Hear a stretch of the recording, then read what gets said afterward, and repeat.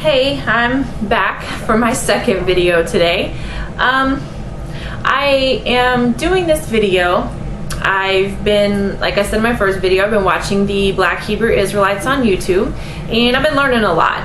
And so I just felt like everything that I've been learning, I feel like now it's my responsibility, now that I know the truth, to get it out there. So I'm hoping that by me doing this video, that maybe it will help to wake up some of the other Black Hebrew Israelites. I see them on the videos, I read their comments, and a lot of them are just like, the Bible's not talking about us, that can't be us. Like, that's not us. And I want you to know that yes, it is talking about you. So first things first, let me give a little bit of background about myself. I was raised as a Jehovah's Witness up until I was about 18. Something just didn't feel right. I couldn't figure out exactly what it was, but something was off, and I thought maybe it was just me. I don't know if you're familiar with the Jehovah's Witnesses, but if you are not living the guidelines that they say you should be living, you're not accepted. And so I just felt like, well, I'm just a bad person. I can't live like that. And with my basically entire family, with the exception of a couple people, all being Jehovah's Witness, I was taught this by my mother and my father, so I felt like I'm being lied to never even crossed my mind. I never thought that's what was going on. But now I realize, yeah, that is exactly what happened, and I'm also trying to get my family to realize the truth.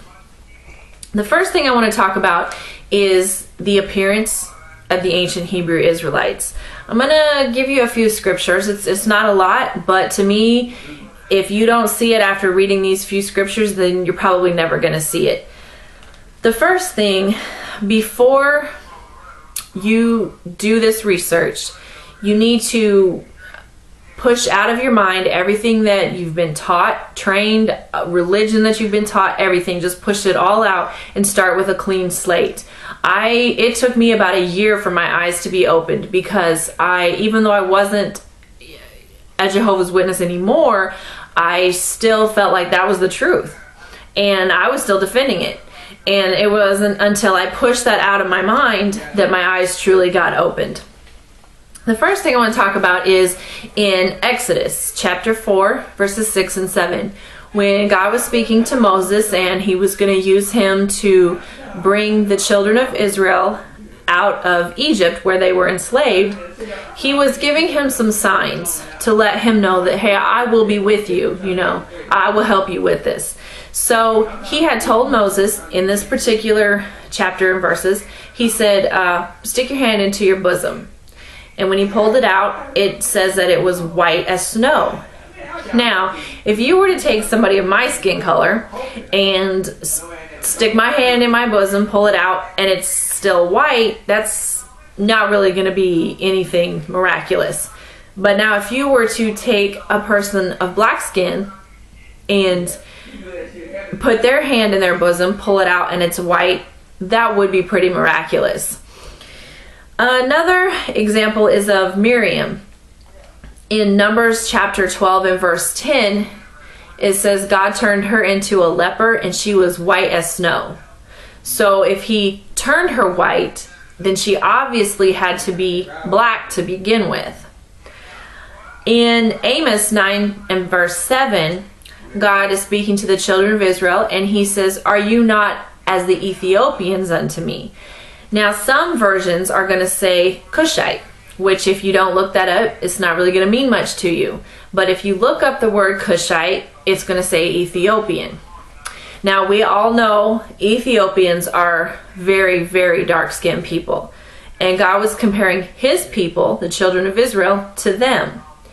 A couple of other scriptures are Lamentations 5 and verse 10 and Job 30:30. Those also refer to the skin color of the Israelites as being black. Now I have to tell you this.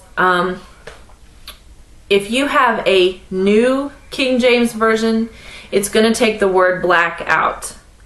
You need to go into an older King James Version and it will have the proper words in there. Now you have to ask yourself, first of all, why do we need a new version of the Bible? What was wrong with the old one?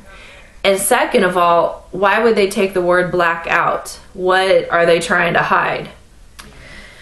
Now, in Revelation chapter 1, verses 13 through 15, is a description of Christ. And it brings out that he had hair white like wool. Now, I want to show you a picture. I mean, I'm pretty sure everybody knows what wool looks like, but I just wanted you to get a good visual. Okay? Now, there's wool. Now, I'm going to show you another picture, and we all know who this is. But when you look at his hair, it is exactly like the sheep's wool.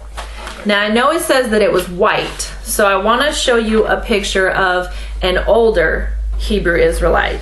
And when you look at his hair, that's exactly what it is, white like wool.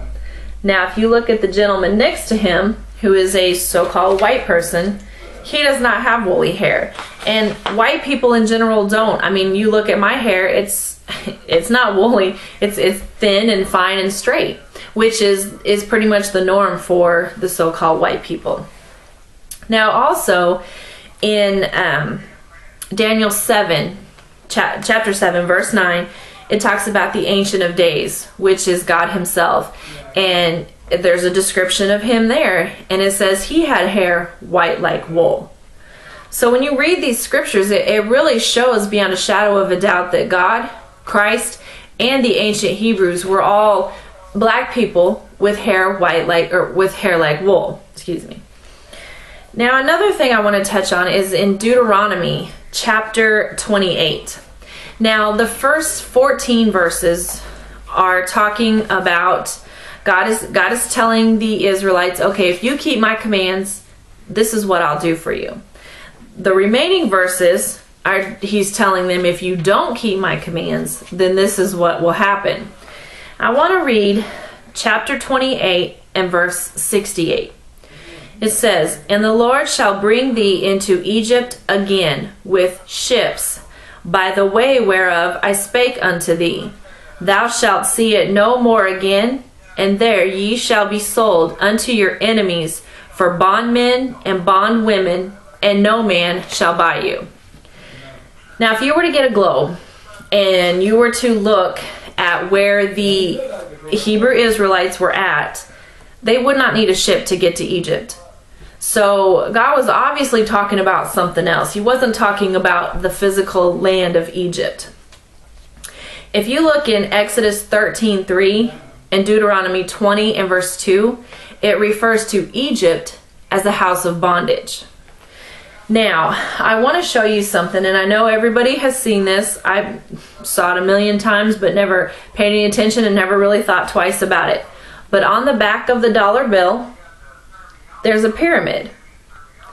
Now, pyramids are notorious with Egypt. I mean, you say pyramid, that's automatically what you think of is Egypt. So why would the United States of America put a pyramid on the back of their dollar bill? Now, with the word Egypt meaning house of bondage, God was obviously telling the Israelites, hey, I'm going to put you back into slavery. Now, the only race of people that were brought over on ships and sold as bondmen and bondwomen, which are slaves, are the so-called African Americans. That's the term that the white man has given them. Now, like I said before, if after you do this research, which I don't expect you to take anything that I'm telling you, look it up for yourself, do the research. That's what I did. Anytime I was shown a scripture, shown something in a book, I'd look it up myself and do the same thing. And if at the end of that you still can't see it, then I really don't know what else to say.